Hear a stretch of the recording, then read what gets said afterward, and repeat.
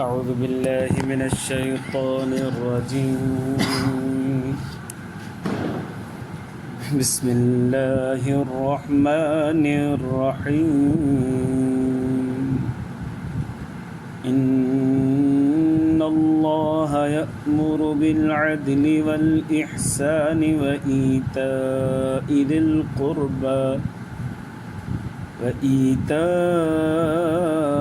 القربى وينهى عن الفحشاء والمنكر والبغي يعظكم لعلكم تذكرون. درود شريف. اللهم صل على سيدنا محمد رب زدنا علما وارزقنا فضلا.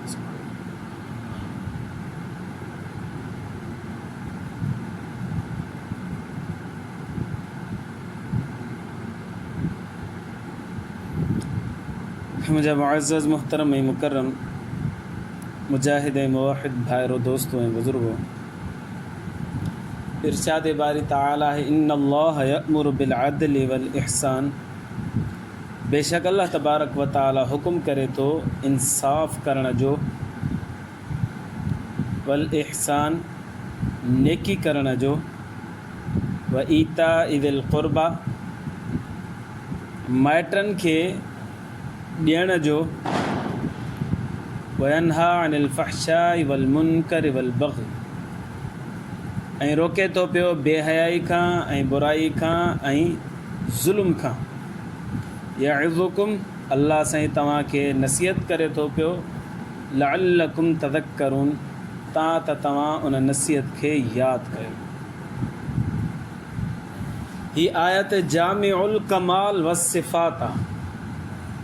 इन आयतुनि जे अंदरि अल्लाह तबारक व तआला अहिड़े नमूने सां इस्लाम खे पेश कयो आहे जो हिन आयत खे ई माण्हू क़ाबू पकड़े ऐं हिन ते अमल करे त ईअं सम्झो त 100% कलाम मुक़द्दस ते अमल थी वियो, बल्कि इस्लाम ते अमल थी वियो। हिन आयत जे बारे में बि ईंदो आहे सूरत असर वल असर इन्नल इंसान लफ़ी ख़ुस्र। उन बारे में नबी सल्लल्लाहु अलैहि वसल्लम ने इरशाद फरमाया, अगर ॿी का ॿियो क़ुर न लहे आहे, सिर्फ़ु इहा हिकिड़ी सूरत लहे न, त इंसाननि जी हिदायत जे लाइ उहा हिकिड़ी सूरत ई काफ़ी आहे। त ही जामिउ सिफ़ात ऐं कमाल वारी आयत आहे। अल्लाह से इरशाद फरमाए इन्नल्लाह यअमुरु बिल अदल, बेशक अल्लाह हुकुम करे थो पियो इंसाफ़ करण जो। इंसाफ़ कयो। घर में आहियूं त आल औलाद सां इंसाफ़ कयो, घरवारी सां इंसाफ़ कयो, भेण भाइरनि सां इंसाफ़ कयो, माइटनि मिटनि सां इंसाफ़ कयो। जेकॾहिं असांखे को उहिदो मिलियल आहे, 4 माण्हू असांजे मातहत आहिनि त उन्हनि सां इंसाफ़ कयो। जेकॾहिं असांजे हेॾियां सूबो आहे त सूबे में जेके मातहत असांजा आहिनि उन्हनि सां इंसाफ़ कयो। जेकॾहिं मुल्क मातहत आहे त उन मुल्क सां इंसाफ़ कयो।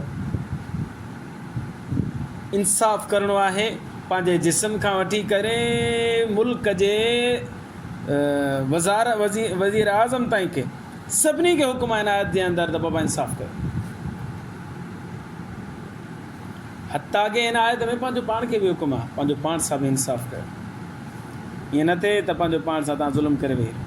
केरु जेकॾहिं बदपरहेज़ी करे थो न, मसलन कंहिं शइ जी बीमारी आहे हुनखे ऐं हुन में उहो बदपरहेज़ी करे थो, बि त पंहिंजो पाण सां ज़ुल्म आहे, इंसाफ़ न आहे। खाइण पीअण में बि एहतियात रखणो आहे, बदपरहेज़ी न करणी।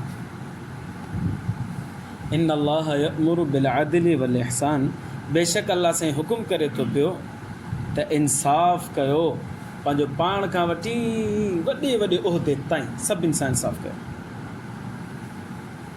नबी करीम सल्लल्लाहु अलैहि वसल्लम जन वटि हिकिड़ी औरत गिरफ़्तार थी आई, बनु मखज़ूम क़बीले जी। इत्तेफ़ाक़ सां हुनजो नालो फ़ातिमा हो। उन चोरी कई ऐं पकड़िजी पई। ये केस नबी करीम सल्लल्लाहु अलैहि वसल्लम जन वटि आयो। अल्लाह जे रसूल सल्लल्लाहु अलैहि वसल्लम जन फ़ैसिलो ॿुधायो त हिन जो हथु कटियो। हुई औरत चोरी कयईं, गिरफ़्तार थी पई ऐं वरी हुन ते शाहिद बि बीह रहिया ऐं चोरी कंदे हुनखे ख़बर पकड़िजी पई। नबी करीम सल्लल्लाहु अलैहि वसल्लम जन वटि जॾहिं पेश कयो वियो, मसलो हीअ मसलो सम्झो, जेकॾहिं चोर अव्हां वटि चोरी करे थो पियो, अव्हां पकड़े वरितो तव्हांजो कमु आहे या तव्हां हुनखे का चोरी भराए वठो ऐं माफ़ु करे छॾियो त बि ठीकु आहे, या चोरी बि माफ़ु करे छॾियो ऐं माण्हू खे बि माफ़ु करे छॾियो त बि ठीकु आहे। पर जेकॾहिं तव्हां हुनजे ख़िलाफ़ु FIR कटाए छॾी ऐं गवाही बि मौजूदु आहे अव्हां वटि, त पोइ मुनसिफ़ खे घुरिजे, इंसाफ़ वारे खे, जज खे वग़ैरह वग़ैरह खे घुरिजे त इंसाफ़ करे हुनखे पूरी पूरी सज़ा ॾे जेका कानून ऐं शरीयत मुताबिक़ आहे। हाणे उहो चवे बाबा माइट तव्हां माफ़ु करे छॾियो, मां माफ़ु कयां थो, ईअं कोन्ह थींदो। हाणे हुनखे सज़ा नागू थी त नबी करीम सल्लल्लाहु अलैहि वसल्लम वटि हुनखे पेश कयो वियो। साईं जन फरमायो त हिनखे हथु कटोसि। अहिड़े साहबी सॻोरे मिली सिली पाण में मशवरो कयो त इन फ़ातिमा खे हज़रत ज़ैद वटि पेश कयो। हज़रत ज़ैद नबी सल्लल्लाहु अलैहि वसल्लम जो चहीतो साहबी हुजे, नबी सल्लल्लाहु अलैहि वसल्लम पालियो हुनखे। इन चहीते साहबी वटि खणी आया ऐं हुनजी सिफ़ारिश करण जे लाइ, साईं अल्लाह जे रसूल सल्लल्लाहु अलैहि वसल्लम वटि तव्हां सिफ़ारिश कयो त हिन जो हथु न कटे। ठीकु आहे, हुनखां ग़लती थी वई, माफ़ु करे। हज़रत ज़ैद बिन साबित रज़ी अल्लाह अन्हु नबी सल्लल्लाहु अलैहि वसल्लम वटि आया, अल्लाह जा रसूल सल्लल्लाहु अलैहि वसल्लम, वीचारी खां ग़लती थी, माफ़ु कयोसि। पाण करीम सल्लल्लाहु अलैहि वसल्लम जंहिंजो चहिरे अनवर ॻाढ़ो थी वियो गुस्से में। ज़ैद सम्झी वियो त नबी सल्लल्लाहु अलैहि वसल्लम खे ॻाल्हि न पसंदि आई। फरमाए साईं मुंहिंजे लाइ इस्तग़फ़ार कयो, मूंखां ग़लती थी वई, मूंखे इहा सिफ़ारिश न करणु घुरिजे। पाण करीम सल्लल्लाहु अलैहि वसल्लम जन छा फरमाए, अॻियूं उम्मतूं हलाकी इन करे थियूं हुयूं जो हुननि जे अमीरनि जे लाइ कानून ॿियो हो, ग़रीबनि जे लाइ कानून ॿियो हो। पोइ साईं जन उहे जुमिला फरमाया जेके बुख़ारी शरीफ़ में लिखियल आहिनि। साईं जन फरमाया, लौ अन फ़ातिमा सरक़त लक़तअतु यदहा औ कमा क़ाल नबी सल्लल्लाहु अलैहि वसल्लम। फरमाए ही फ़ातिमा बनु मख़ज़ूम क़बीले सां तालुक़ु रखे थी, अॼु जेकॾहिं फ़ातिमा मुहम्मद जी न्याणी बि चोरी करे आहे, मां मुहम्मद हुनजो बि हथु कटियां। इन खे चइबो आहे इंसाफ़। इन अल्लाह यअमुरु बिल अदलि वल इहसान। पोइ हुनजो हथु कटियो वियो। बाद में हुन छोकिरी जी शादी थी। उहो कॾहिं बि मसइलो थींदो हो त नबी सल्लल्लाहु अलैहि वसल्लम ॾे ईंदी हुई ऐं अची अर्ज़ु कंदी हुई, साईं मुंहिंजो मसइलो महिरबानी कयो हल कयो, त नबी सल्लल्लाहु अलैहि वसल्लम हुन जा मसाइल बि हर फरमाईंदा हुआ। माना हुन सां नफ़रत बि नबी सल्लल्लाहु अलैहि वसल्लम जन कोन रखी, जेको हुनखे सज़ा मिलणी अल्लाह जे रसूल पूरी पूरी सज़ा ॾिनी। अहिड़े ई नमूने हज़रत उमर बिन ख़त्ताब रज़ी अल्लाह जे दौर ख़िलाफ़त में हज़रत उमर रज़ी अल्लाह ताला अन्हु जन हिकिड़े सहाबी खां घोड़ो वरितो। सहाबी सॻोरो परे खां सफ़र करे आयो हुजे, घोड़ो 2 ॾींहं या हफ़्तनि जो सफ़र कयल हुजे घोड़े जो। अची करे हज़रत उमर बिन ख़त्ताब रज़ी अल्लाह खे चई, साईं मां विकिणा थो, खपे? हज़रत उमर ॾिठो त सही आहे, हा साईं खपे। जेतिरी हुन तलब कई ओतिरी हुनखे उजरत ॾिनी, एवज़ ॾिनी, घोड़ो ख़रीद करे वरितो। हज़रत उमर रज़ी अल्लाह घोड़े खे पकतो ऐं वरी हलणु लॻा। घोड़ो थकियल हो, मुसलसल सफ़र करण जे करे घोड़ो हलंदे हलंदे हलंदे हलंदे वेही रहियो। हाणे घोड़ो उथे ई न। हज़रत उमर रज़ी अल्लाह ॾिठो त इहो त भई घोड़ो बीमार आहे। वापसि आयो मालिक जे, भाउ मूंखे न खपे, घोड़ो वापसि कर। मालिक चयो, साईं मूं अव्हांखे घोड़ो ॾिनो सही सालिम ऐं तंदुरुस्त हो, लिहाज़ा मां तव्हांखे पैसा ॾियण लाइ तयारु आहियां। हाणे तव्हां वटि अची करे जेकॾहिं बीमार थी वियो आहे त मां वापसि कोन वठंदुसि, मूंखे तंदुरुस्त करे ॾियो। हे अमीरुल मोमिनीन जो दौर ख़िलाफ़त आहे, हज़रत उमर हुक्मरान आहे ऐं एतिरी अवाम खे ज़रूरत बि हूंदी, उन्हनि सां अहिड़ो इंसाफ़ थियल हुयो जे अहिड़ी ज़रूरत बि हूंदो जे अमीरुल मोमिनीन जे साम्हूं बिल्कुलु धड़ल्ले सां ॻाल्हाईंदा, डिॼंदा न हुआ। छो हुननि खे ख़बर आहे त हज़रत उमर रज़ी अल्लाह नाइंसाफ़ी न कंदो। जेकॾहिं असां घटि वधि ॻाल्हायोसीं बि सही त उन जे दौरान बि हज़रत उमर असां इंसाफ़ी कंदो, नाइंसाफ़ी असां न थींदी।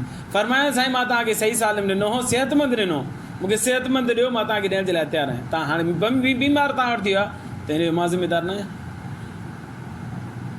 हज़रत उमर रज़ी अल्लाह बजाए हिन जे जो का तादीबी कार्रवाई करे फरमायो त हलो हुकुम हलूं था पिया जज ॾे।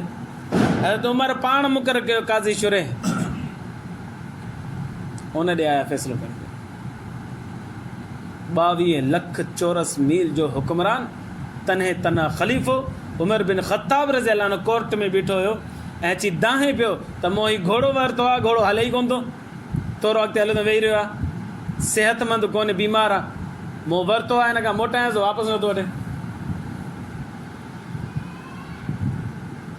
उन चयो त काज़ी शुरे चयो साईं तव्हांजी मूं ॻाल्हि ॿुधी, हाणे हुनजी बि त ॿुधां न, यकतरफ़ा फ़ैसिलो कोन्हे, व्हाट्सअप ते आयो तर्स तरतो की असां माज़ूल था कयूं, ईअं कोन्ह थियो।